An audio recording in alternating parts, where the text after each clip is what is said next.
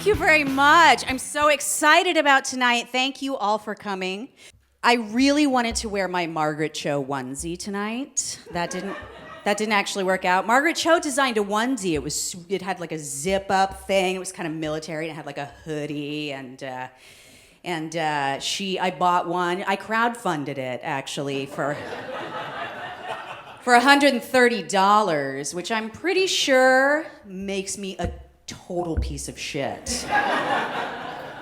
Because I passed over at least like 3 Facebook friends' health-related GoFundMe pages. Just kind of like, oh, I would, but I just crowdfunded a onesie, So I was super excited about it, and then I was like, I hope it makes me funny, since 3 of my Facebook friends had to die in order for me to have it. And then about 6 months later, it arrived. I don't know, presumably Margaret was just like furiously sewing them herself, and it didn't fit me. It was too small for me. And I should have sent it back, but I thought, say it with me, ladies. I'll lose weight! Yes! Exactly. So I tried to alter it by putting in a crotch gusset. You know that one? And then it just looked like I had like a potato or like really low-hanging balls. And so I ruined it and I had to throw it away. And that's what I do with my money. So, yeah. So, just a little something about me. I drive a really shitty car, and I've had it for a really long time. I can't get rid of it. It's got like the back is smashed in, and the paint is melting off, and it's like I feel like it's akin to me a little bit because it's like shitty on the inside, but it just keeps going. It's got like duct tape around the steering column, and there's like a wire hanging where you have to close the window, like going like that, and just like, and the tachometer's like, I'm like, I know how you feel. That's my hormone levels right there. Just me, I can't get rid of you. So I've been driving it for like a decade. It's much to the chagrin of my neighbors. So I'm leaving the house the other day, and I go to get in my car, and I see there's a note on my windshield, which happens.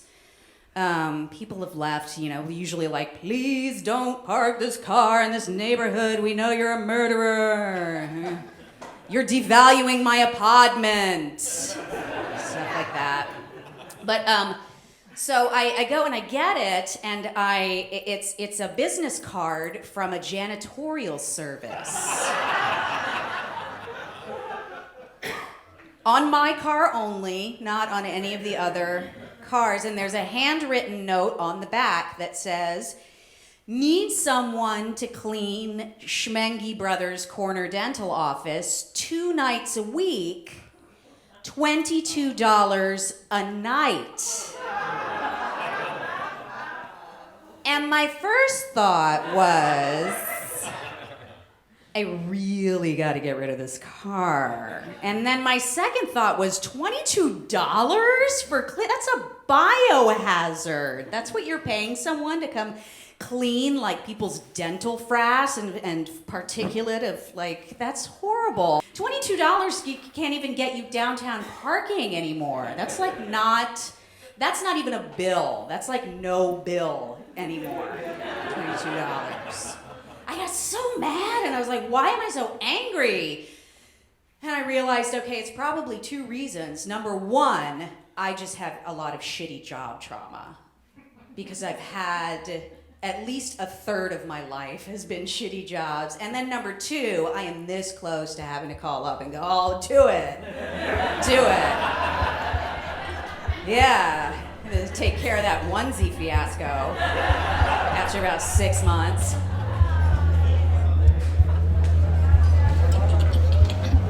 How you doing, man? It's so good to see you, man. Dude, I just got back from Portland. Holy shit, I can't believe I've never been to Portland, man. I fucking love it there. It's awesome. I think I want to move there. You could get a house in Portland way cheaper than you can get a house here, man. Dude, fucking Seattle is over, man. You don't even have to pay sales tax on stuff in Portland. That is fucking awesome. You can go buy a car and you don't have to pay any sales tax on the entire car, and you don't even have to put the gas in the car yourself, because in Portland they fucking pump your gas for you. People are nice there, man. Have you been to Portland? People are like, everyone's like a soda jerk from the fucking 50s in Portland, man. They have such good coffee there, man. I went to this Thai place called Pak Pak. Oh my God. You gotta go to Pak Pak, man. Dude, they don't even put diapers on their babies in Portland. They just fucking know when the baby needs to go, and they just fucking wave it over like some grass. That's fucking... When the world ends, man, you don't wanna fucking be here. In Portland, when there's no more gas, you can just fucking get a bike off the wall. They got them on the foot. When there's no more health care and no like fucking, you don't have to send your lady to a Walgreens to get her pap smear. You can get a pap smear on the back of a food truck in Portland, man. Maybe you get a little hummus on you, but your ass is taken care of. I fucking love it there, man. I think I'm gonna move to Portland. Either that or Detroit. Your first service job, I think, is really eye-opening because it's the first time you learn a very important piece of information about the world. And that information is that most people are cunts. Like the majority. Not you guys. You guys are all indigo children, but... a general sampling just out there. They're animals. And, because growing up, you kind of think maybe it's a little bit the other way around. Like the percent cunt pie chart is maybe, like the non-cunt wedge is bit, but it's like maybe like that. There's something about the server-master relationship that just turns people into animals. Because I don't think people are born cunts. I think Anne Frank said that. And we created those people because somebody told everyone the customer is always right.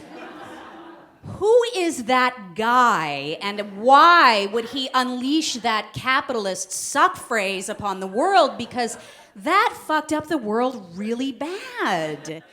So we have to change that. We have to change that immediately. Okay, and this is how that would go.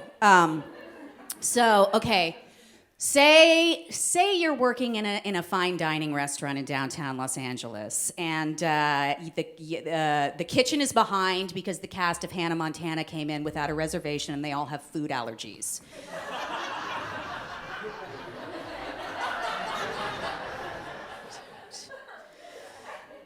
And a woman at another table has just torn you a new one because her food is taking too long. And so you just go, wait, okay, this is an opportunity. This is an opportunity to provide this person with some perspective. This is a teachable moment. So you just go to her and you just very presently go, I get it. I understand that with everything that is happening in the world, being a white woman living in America is really hard. So let's just take a deep breath and just remember that all that's happening is you're just sitting in a comfy chair, drinking a cocktail, and waiting for poor people to bring you food.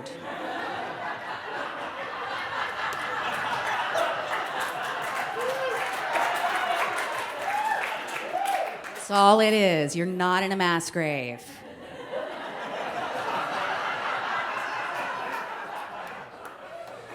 In fact, the guy that's making your dinner almost died on the way into this country by suffocating in a pile of bananas.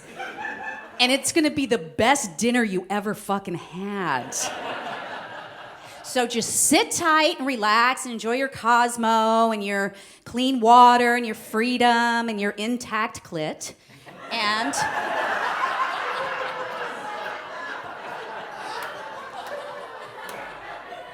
I'll go get you some more bread.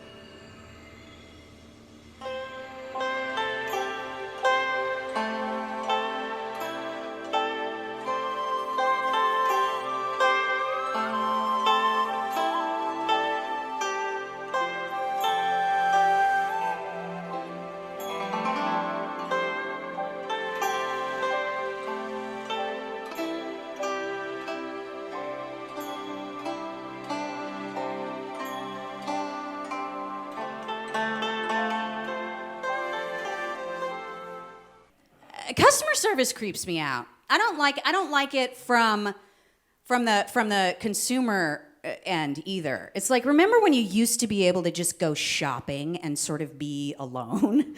Like, just sort of be left alone, and then it sort of got to be like you cross the threshold, you know, of the shoe store, and then like, can I help you find anything? Can I help you find anything?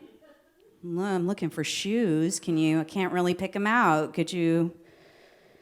And then 30 seconds later, still doing okay? Still doing okay? Still doing okay?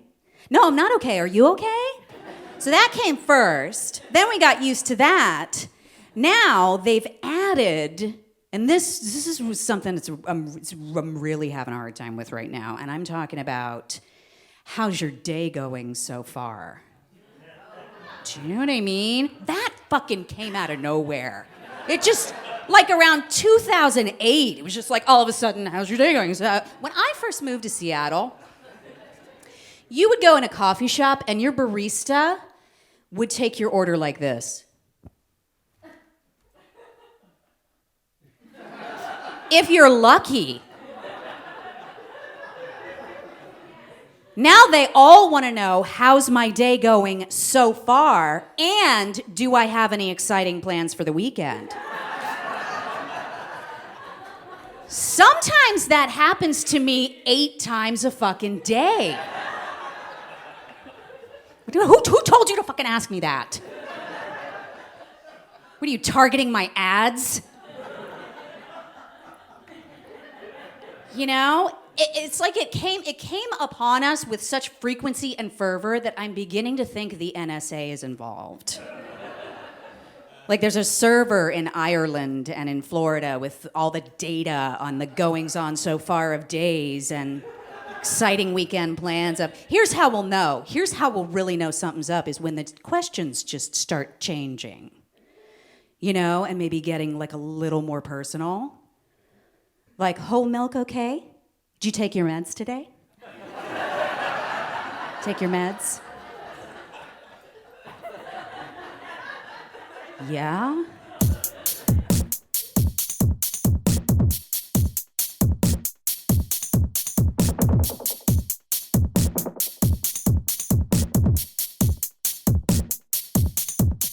I'm sleeping late again, don't like to get up early. It looks like rain and it's a cold day in February. I put the coffee on, I take my medication. I need at least 3 cups before I can have a conversation. So glad I work from home, don't wanna go out there. People all honking and canvassing and breathing my air. It's safe and warm at home, that's where I like to be. So if you're looking for someone to go out and party with you, please don't call me because I'm a shut-in.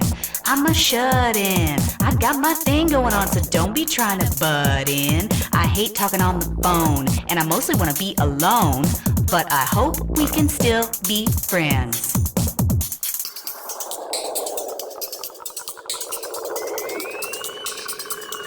Each time my cell phone rings, I start bitching and cursing. My worst fears are confirmed, I pick it up, yo, it's a person. Somebody wanna go out and shit, wanna get dressed up all pretty, wanna go to the club and drink Cosmos like it's Sex in the City. Yo, I don't do that shit, but I say yes without fail. Don't make no difference at the last minute, I'll call and bail. What they don't know is the party I'm throwing's already flowing. All I care about tonight is where the TARDIS be going. I'm a shut-in, I'm a shut-in. I'm dancing with myself, so don't be trying to cut in. I don't like it when the music's too loud, and I have panic attacks in crowds. But I hope we can still be friends. I'll show up to your birthday party, maybe even bring a gift. While you're blowing out your candles, though, I'll pull a drift. By the time you even notice that my wily ass is gone, I'll be chilling on my sofa, get my crochet on.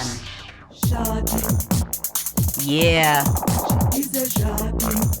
Pot holder, bitches.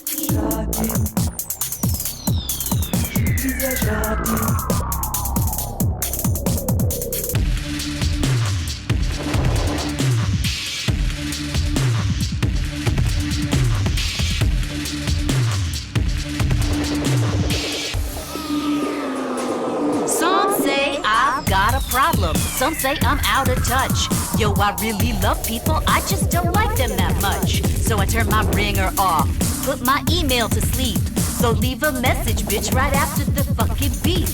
I likes my PBS, I like my meditation. I'd rather be in my special place than face the human race when they're drunkulating. Some say I'm missing out, I say I don't agree. Cause going out is expensive, yo, staying home is free. Staying home is free.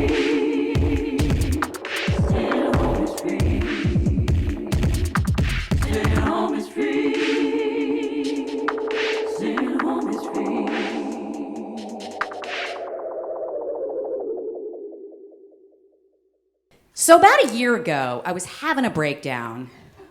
Not really a breakdown, I was just having kind of an ennui day, you know. I just sort of woke up and I fucking hated everything, and I was like, bitter about my childhood. So just a day, really, I guess.